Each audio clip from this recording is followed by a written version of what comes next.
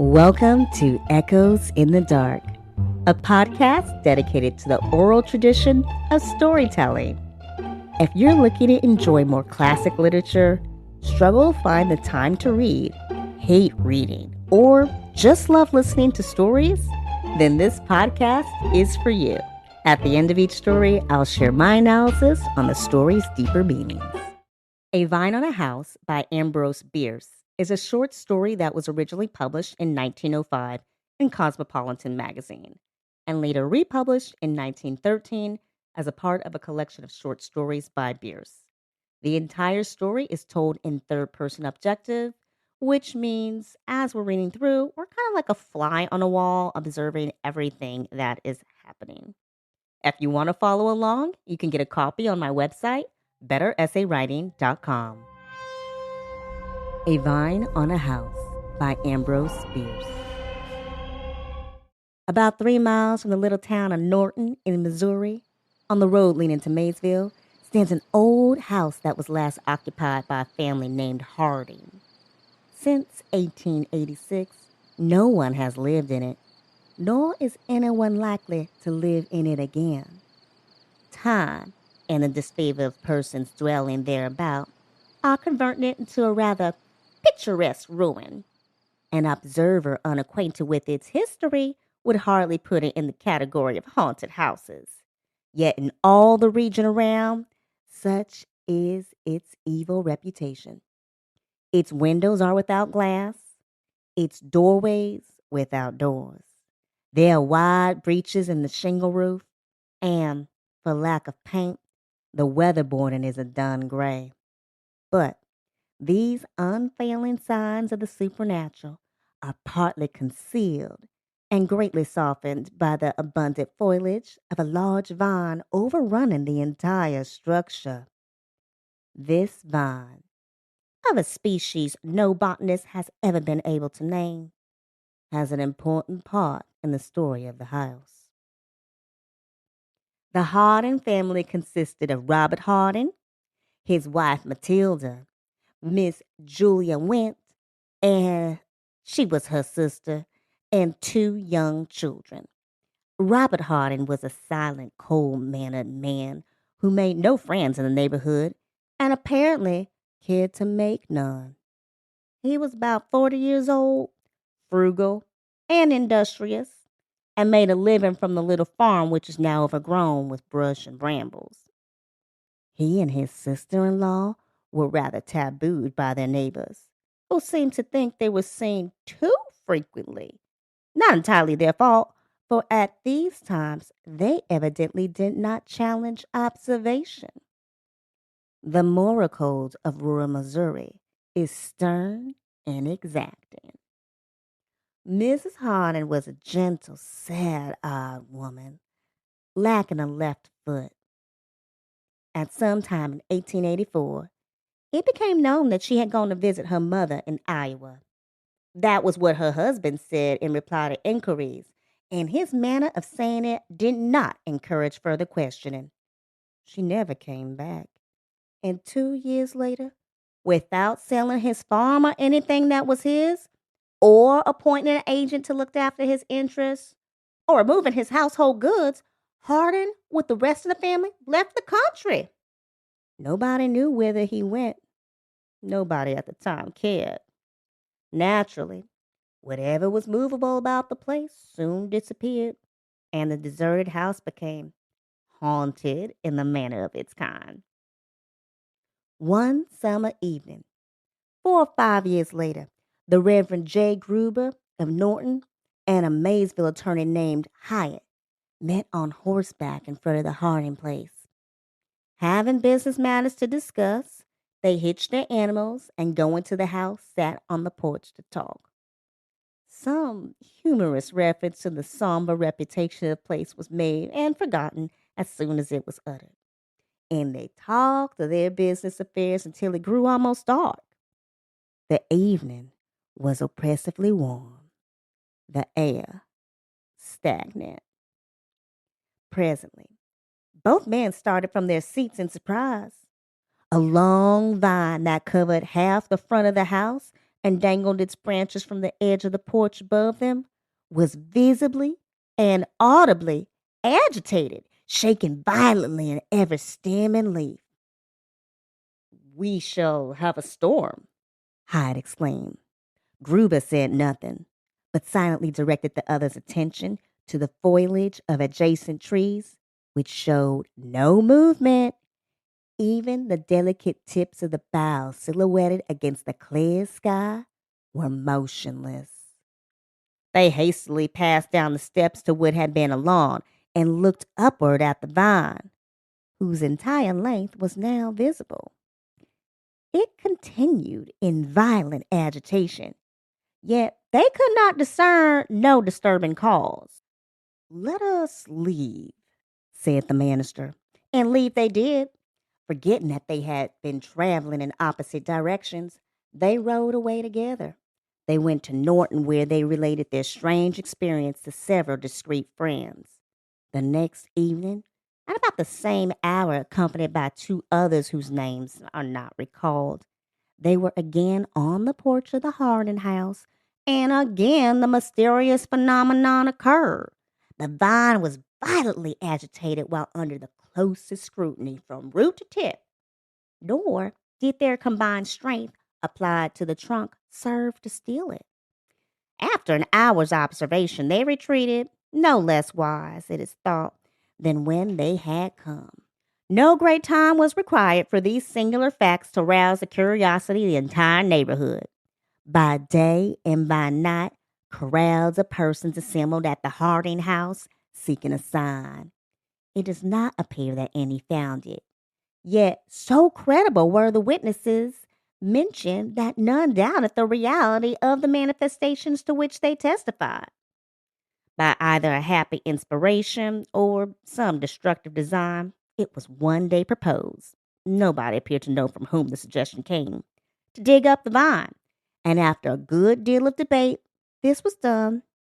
Nothing was found but the root, yet nothing could have been more strange.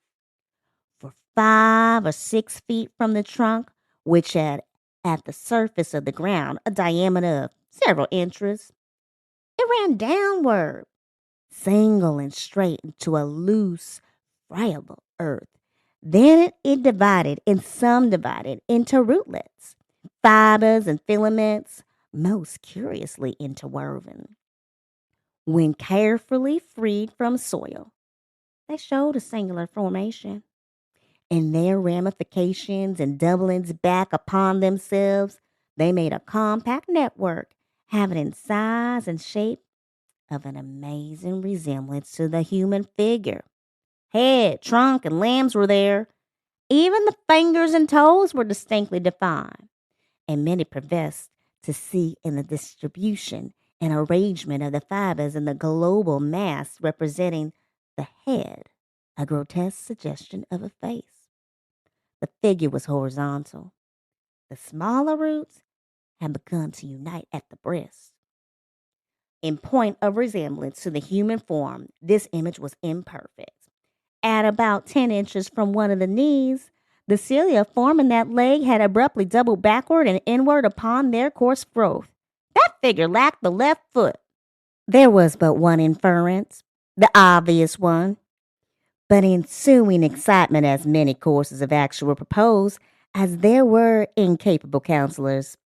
The matter was settled by the sheriff of the county, who, as the lawful custodian of the abandoned estate, ordered the root replaced and the excavation filled with the earth that had been removed. Later inquiry brought out only one fact of relevancy and significance. Mrs. Harding had never visited her relatives in Iowa, nor did they know that she was supposed to have done so. Of Robert Harding and the rest of his family, nothing is known.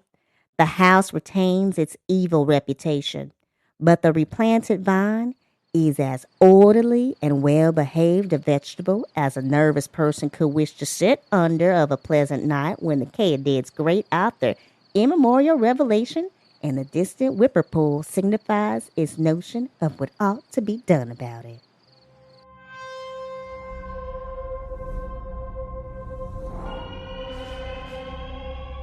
So that was A Vine on a House by Ambrose Bierce.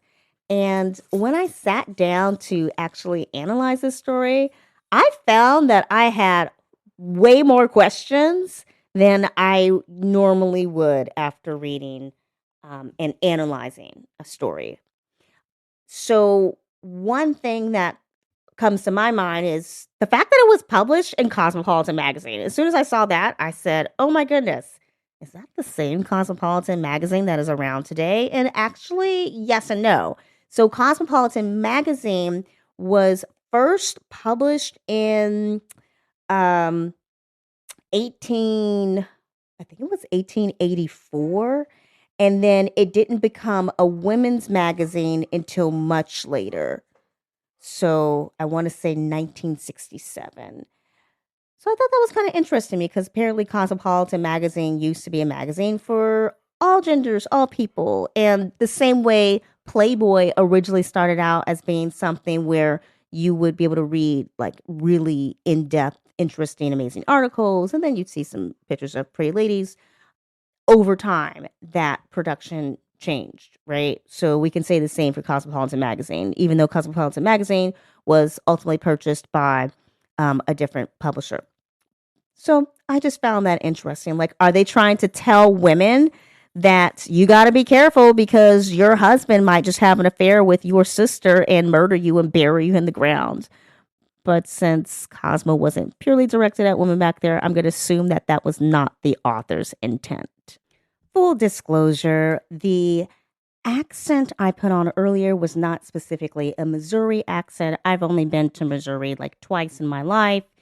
And as with any state or country, people speak differently in all different parts of that state or country. So the way one person speaks in, say, um, St. Louis might be completely different than the way someone speaks in a more rural part of Missouri. So if you're like, hey, that accent, it didn't sound authentic to me, it was just a generic kind of southern twang. So don't come at me. All right, now let's get back to the questions that I had. Like, why did the husband move? So he lived in that house for 2 years after he murdered his wife. I'm assuming he murdered his wife.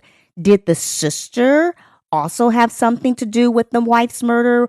Did they do it together? Is she a victim of circumstance? And she kind of later finds out that he's murdered, technically, her sister. But then the fact that the sister didn't exactly try to hide her relationship from the neighbors, could that be because she was a meanie and she was in cahoots with the husband? Or was she, like I said, a victim of circumstance? And maybe she didn't have a choice as to whether or not she was being seen with him because he was a mean guy and maybe he was threatening her in the same way he threatened his wife.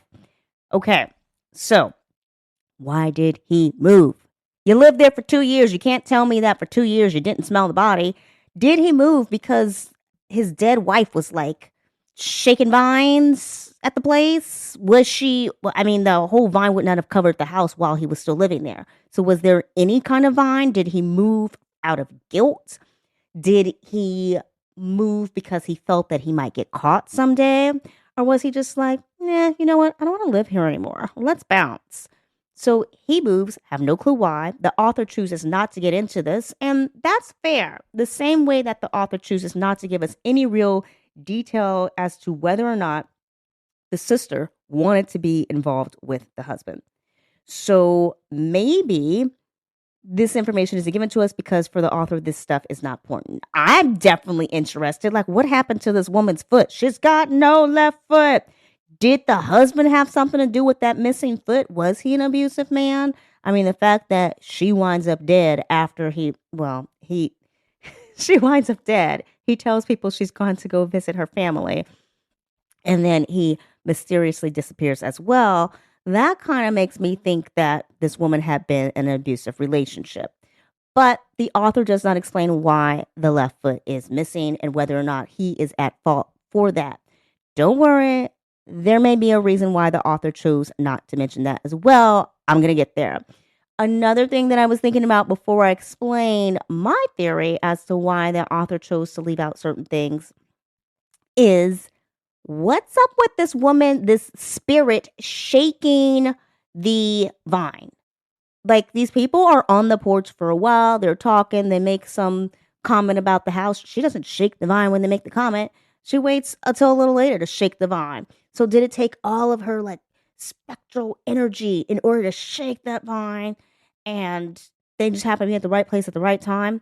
She's been able to shake that vine around the same time on other days. So you can't tell me it's taken like 5 or 6 years for her to get up the energy to figure out how to shake a vine. I don't know. Why shake the vine violently? Does she want people to know that she's there? Don't ignore me. I mean, it's not like she's taking that vine and then smashing it into the house. She's not um, forcing the vine to grow more. I thought like the vine would trap them in the house, but no, she just shakes it violently. And maybe she's shaking it violently because this is her way of saying, pay attention to me. Pay attention to me. And so, what's the author trying to tell us? Well, maybe the author is trying to tell us that we need to take care of our neighbors, right? We need to pay attention. People in the community pretty much ignored her and her family because they thought the guy was mean. And they're just like, whatever. He's a jerk. We don't want to talk to him if he's not really going to talk to us. And so we notice she's not around. Somebody will ask, like, oh, haven't seen her around. Maybe she used to go do the shopping or something like that. Keep in mind that they're pretty isolated. He's got the farm that pretty much provides them with everything they need. But you've got to expect in 1905, there must have been a few things that they needed from the store. So we're assuming, oh no, the story takes place in 1886. Okay. So there's got to be a few things that they don't have on the farm that she's going to have to go out and get. Now, we could say that maybe because of her missing foot and because he's mean, maybe she didn't go out very often. And so the sister in law is the one who goes out and gets things. Though the fact that people have asked him, where's your wife? And he responds with, she's at her parents', and responds in a manner where people feel they cannot ask more or should not ask more. That tells me that people knew of her existence and she had some goings out within the community. So, though people know about her, though people know he's mean, she's gone for 2 years before he leaves. So that means for 2 years, nobody in this community pressed the issue of, where's your wife? No one in this community thought, no, maybe we should reach out to her family in Iowa. No one in this community, did they not bother to ask about the kids? Speaking of the kids, how old were these kids? Because if they were really young, then I could see them not being able to um, mention to anybody, mama's missing. However, they, if they are really young, then they would be crying and asking about mom. That would just be a given. Yes, you got the aunt there to help soothe them, but at some point you would think somebody would notice a crying kid, even though it's a rural community. Keep in mind, we've got 2 years in which this woman, no one's making any advances on figuring out, hey, where is she? No one thinks this is very strange. They just kind of, whatever, we're just going to ignore it. People turn a blind eye. With the children, so this story comes out in 1905, right? And in 1905, the state of Missouri adopts into law that children have to either receive education in a school or they must they have the right to receive an education, right? So if the child is working on the farm, then the family has to prove that the child is working on the farm. Okay. So, even though the story takes place in 1886, I do find it an interesting coincidence that the story about a woman who has gone missing because her community decided to turn turn the other cheek, turn the other cheek, and just not pay attention, not dig any further, happens to be the same year that kids have to receive some sort of education and be accounted for. Why is this significant? Well, if the kids are of school age, which I'm assuming they are not absolute babies because otherwise those babies would definitely be causing a fuss for their mama. And we might see some reports of the sister in law um, walking around with one of the kids, but all we have a report of is her with the man. Okay. So, with that being said, the kids, if the kids were of school age and had been in school, then they would have mentioned at school at some point, I miss mama, or mama's asleep. Uh, I want my mama. Something would have been said because that's what kids do. Even if they felt that, dad might hit them or beat them or something, with children, it's very hard for them to keep a secret of that nature for so long, for 2 years. So if they had been in school, then this woman's disappearance probably would have been investigated a lot sooner. Okay, so that is my theory as to why the author chose not to go into what happened to her foot. Is the sister a willing participant in this extramarital affair? And why he up and moved all of a sudden? My theory is that the author doesn't really want us to pay attention to that stuff. The author really only wants us to focus on the fact that the town ignored this woman and she disappeared. Okay, so that's my theory anyway. I would also add that I think it's kind of funny that the author mentions the little knots of wood turning, the roots kind of turning in on itself and then forming at the breast. And I'm like, she has boobies. This root of the tree trunk has boobies. I think that's really funny that the author put that. But it's written by a guy, so there you go. Maybe he thought it was funny too. All right. So, what else can we say about this story? Yes, we definitely I certainly have a lot of questions. But in terms of achieving its goal, which is to have us think about our own relationships within our communities and how we interact in our communities, I think it does a really good job. And it's interesting because the writer says, and I quote, the moral code of rural Missouri is stern and exacting.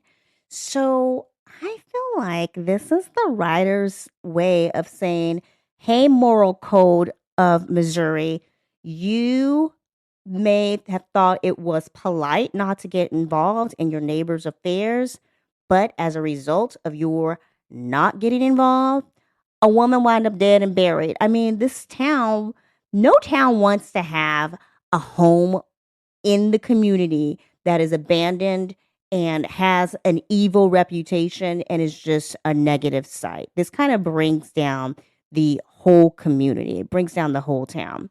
So it's not like these people were asking for it. So in a way, we can say the author is letting us know that when you turn a blind eye, when you turn the other cheek, when you ignore a problem in your community, it will dig deep, it will fester, it will grow, and it will take hold like a root. It will not go away. And you will always be reminded of that thing that you could have done something about or should have done something about. I think it's kind of funny that it ends with, and that vine is just as polite and nice. So basically, this woman, it gets to keep her home. She gets to stay right there. And she was probably very kind and polite and nice towards others in and of itself. Now, one thing I had to look up was whippoorwill because I was like, what on earth is that? And it's a little bird. So there you have it. If you were like, what did you say at the end? Whippoorwill is a little bird. So you can hear the katydids like crickets and then these little birds in southern Missouri. I hope you enjoyed this story and do come back for another Gothic tale.